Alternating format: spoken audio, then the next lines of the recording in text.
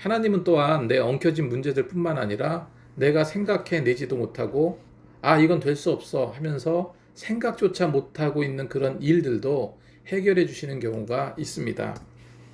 자, 다니엘은 지긋지긋한 포로 생활을 마감하게 해달라고 다시 우리 민족인 이스라엘을 회복시켜 달라고 간절히 기도합니다. 그런데 보세요. 다니엘서 9장 20절에서 23절 말씀을 보면 내가 이같이 말하여 기도하며 내 죄와 내 백성 이스라엘의 죄를 자복하고 내 하나님의 거룩한 산을 위해서 내 하나님 여호와 앞에 간구할 때, 그 다니엘은 지금 자신의 죄와 이스라엘 민족의 죄를 위해서 기도하고 있는 거였어요. 곧 내가 기도할 때 이전에 환상 중에 본 그 사람 가브리엘이 빨리 날아서 저녁 제사 드릴 쯤에 내게 이르더니, 내게 가르치며 내게 말하여 이르되 다니엘아 내가 이제 내게 지혜와 총명을 주려 왔노라. 그렇게 말하면서요, 천사는 이렇게 말합니다. 23절에 있는 말씀인데, 곧 내가 기도를 시작할 쯤에 명령이 내려졌으므로, 곧 내가 기도를 시작할 쯤에 명령이 내려졌으므로. 이 말이 무슨 말입니까? 다니엘이 민족의 회복과 죄를 위해서 기도를 시작할 쯤에, 이 시작할 쯤이라는 말이 뭡니까? 기도를 시작한 게 아니에요. 막 기도해야 되겠다 마음을 먹고 기도하려고 준비하고 있는 그 상태인 겁니다. 즉 기도를 시작한 것이 아니죠. 기도도 시작하지 않았는데 벌써 가브리엘 천사는요, 하나님으로부터 기도 응답의 명령이 내려졌다라고 말을 하고 있습니다. 그래서 가브리엘 천사는 다니엘에게 이제 그 사실을 내게 알리러 왔느니라. 너는 크게 은총을 입은 자라. 그런즉 너는 이 일을 생각하고 그 환상을 깨달을지니라. 이렇게 기록하고 있습니다. 그래서 하나님은 가브리엘 천사를 통해서 예루살렘 회복과 이 메시아에 대한 예언의 메시지를 다니엘에게 알려주십니다. 이렇게 기도하려고 마음을 먹었을 때 기도 응답을 해주시는 경우도 있지만, 아예 엉켜진 일들을 미리부터 풀어놓으시고 그냥 건너가게 하시는 경우도 있다는 거예요. 여러분, 이런 하나님이 계신데 뭐가 두려우십니까? 두려울 거 없어요. 제가 처음에 개척할 때 교회에서 전도를 위해서 문화 강좌를 하게 되었습니다. 뭐 손글씨 같은 거. 그때 이제 저희 이제 성도 집사님이 계신데 아이가 2명 있었어요. 그 아이는 이제 유아방에서 이제 놀게 하고 그렇게 문화 강좌를 하고 있는데, 그런데 그 집사님 아이가 이 생수 앞에서 그 뜨거운 물꼭지를 만지작 거리다가 그게 톡 빠져버렸습니다. 그러자 뜨거운 물이 쏟아져 나왔고 아이는 심각한 화상을 입었습니다. 급히 화상치료병원에 갔고 오랫동안 입원했어요. 그런 일이 있고 그 다음 주인가 그 오후 예배 때인데 그 입원해 있는 아이를 위해서 그 치료를 위해서 기도하고 있었습니다. 뜨겁게 기도했어요. 아이가 배 이런데 이제 그 상처들 흉지지 않게 해달라고 그렇게 기도했어요. 그렇게 성도님들과 뜨겁게 기도하고 그 기도를 마치고 마이크를 끄고 강대상에서 이렇게 내려오는데, 내려오자마자 1초도 안 돼서 핸드폰이 울리는 거예요. 제가 부교역자로 사역했던 교회 목사님께서 전화하신 겁니다. 그런데 주일날 오후인데 전화를 하셨다는 게 참 의외였어요. 그 은사 목사님은 혹시 시간 되면 교회로 넘어오라 말씀하십니다. 그래서 제가 교회를 갔죠. 그런데 아무 말 없이 봉투를 내미시는 거예요.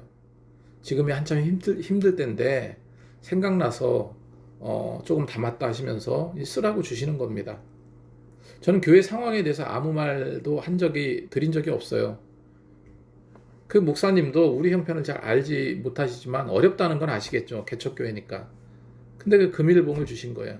저는 그 돈을 받아가지고 아이의 병원비의 일부를 보탰던 그런 기억이 있어요. 저는 당시 예배 시간에 아이를 위한 기도를 했지만 이 병원비를 달라고 기도한 게 아니었거든요. 하지만 하나님은 제 기도를 들으시고 생각지 않은 방식으로 다른 손길을 통해서 기도 응답을 해 주신 겁니다. 나인성 과부의 아들이 죽었습니다. 예수님과 제자들이 그 나인성으로 들어가는 길에 이미 죽은 아들의 장례 행렬이 지나가고 있었어요. 남편도 없이 오직 그 아들 하나 믿고 살아가고 있었던 과부인데 그 믿었던 아들이 죽게 된 겁니다. 당연히 슬픈 일인데, 하지만 그렇다고 해서 그 과부는요, 내 죽은 아들 살려달라 이렇게 기도하지 않았어요. 그런데 예수님은요, 관에 손을 대시고 그 아들을 살려주십니다. 이건 하나님의 특별한 은혜죠. 혈루증을 앓던 여인도 단지 예수님의 옷자락만 잡았을 뿐인데 치유함을 얻었어요. 굳이 세세한 어떤 기도를 하지 않았습니다. 하나님에 대한 그 믿음이 있는 자는요, 하나님이 원하는 방향대로 이끌어 주신다는 사실을 우리가 확인할 수 있는 대목이에요. 이처럼 하나님은 내가 생각해 내지도 못하는 그 문제까지도 해결해 주시는 경우가 있다는 겁니다. 자, 세 번째로, 하나님은 내 엉켜진 삶의 문제를 내가 예상하거나 예측하는 방식이 아니라 전혀 새롭고 상상하지 못한 일로 만들어 가시는 경우도 있어요. 성경에 요셉이 이집트라는 그 대영 제국의 서열 2인자인 총리가 될 거라고 누가 알았을까요? 그리고 풍성하고 부유한 집안에서 정말로 사랑받고 자랐던 요셉이 애굽의 노예로 전락하게 될 줄은 상상이나 했겠습니까? 이처럼 하나님은요, 내가 예상하거나 예측한 방식이 아니라 전혀 새롭고 상상하지 못할 일들을 만들어 가시는 경우도 있다는 거예요. 그래서 요셉은 형들의 계략으로 하루아침에 노예의 삶을 살게 됩니다. 게다가 억울한 누명까지 써서 감옥에 갇히게 돼요. 늘 하나님을 의지했고 하나님의 비전을 꿈꿔왔던 요셉에게는요, 충격 그 자체였던 거예요. 하나님, 왜 저에게 이런 일이 생깁니까? 제가 정말 하나님의 비전을 이룰 자가 맞습니까? 요셉은 억울해하거나 따지지 않았어요. 하나님은요, 비록 엉망진창인 것 같고 회복 불가능해 보이는 그런 상황을 만드신 것 같지만 결국 하나님은요, 요셉을 어떻게 만드셨어요? 최고로 만드셨어요. 하나님은 요셉의 고난을 제거하지는 않으셨지만 그 고난의 과정 속에서 지혜를 주시고 은혜를 주셔서 마침내 애굽의 총리가 되게 만드셨다는 겁니다. 여러분, 형들과 상봉할 때도 그래요. 이제 권력자가 됐잖아요, 요셉이. 그래서 요셉 앞에서 이제는 과거 전적에 있기 때문에 죽을까봐 파르르 떨고 있는 형들을 보고요, 오히려 그 형들을 요셉은 위로를 합니다. 그리고 하나님께서 이렇게 하신 이유를 설명해요. 창세기 50장 20절에 당신들은 나를 해하려 하였으나 하나님은 그것을 선으로 바꾸사 오늘같이 많은 백성의 생명을 구원하게 하려 하셨나니, 이렇게 기록하고 있어요. 하나님은 요셉이 더 연단받기 원하셨고, 그렇게 연단받은 후에 가족들을 애굽에 이주시키는 더 원대하고 큰 계획을 하나님께서 이루셨던 거예요.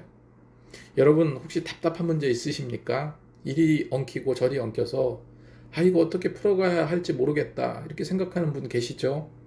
여러분, 하나님은 절대 여러분의 삶을 간과하시거나 침묵하는 분이 아니세요. 반드시 풀어주십니다.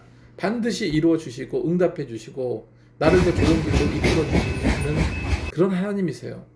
하나님께서 내 엉켜진 인생의 실타래를 정말로 다양한 방법으로 풀어가시는 분이시니 여러분, 기대하시면서 인내와 기도로 밀고 나가시기 바라요.